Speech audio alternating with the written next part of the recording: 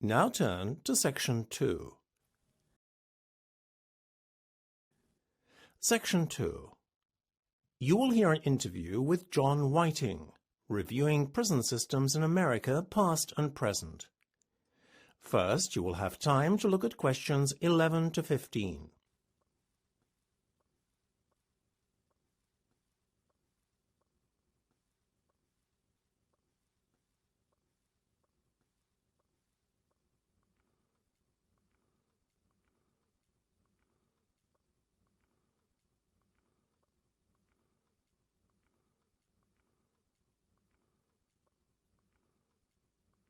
Now listen carefully and answer questions 11 to 15. Today the prison system is in crisis. Disorder and violence are the norm in many prisons. With us today is John Whiting to talk about how history could teach us a few things about running prisons more effectively and at less cost to the taxpayer. So, John, tell us a bit more about the lessons we could learn from the past. Well, today we see prisoners behaving aggressively towards prison guards, who themselves struggle to maintain discipline in prisons. We are giving prisoners too many rights. Maybe we need to adopt the prison systems used in past times to maintain better control in prisons.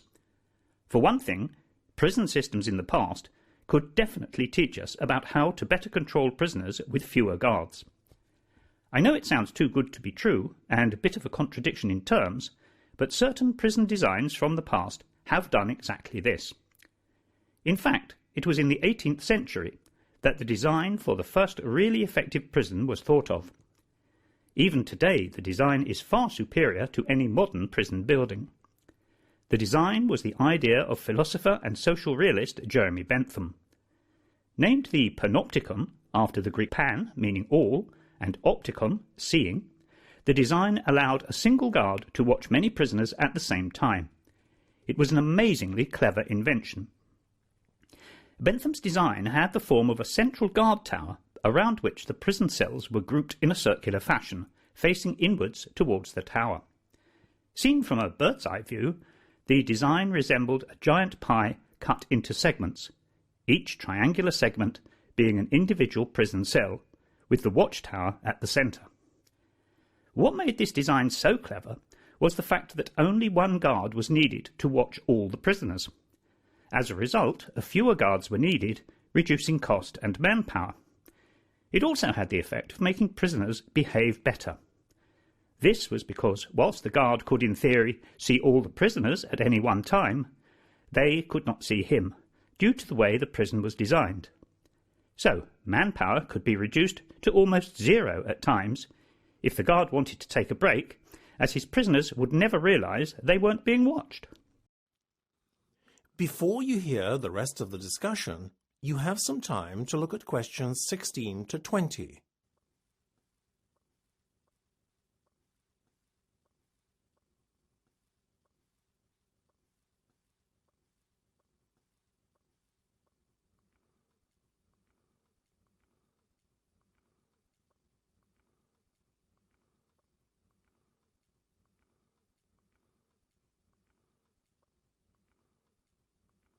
Now listen and answer questions 16 to 20. Although Bentham's idea was never put into practice in his lifetime, in later years a very similar design was patented by William H. Brown and Benjamin Hall in 1881.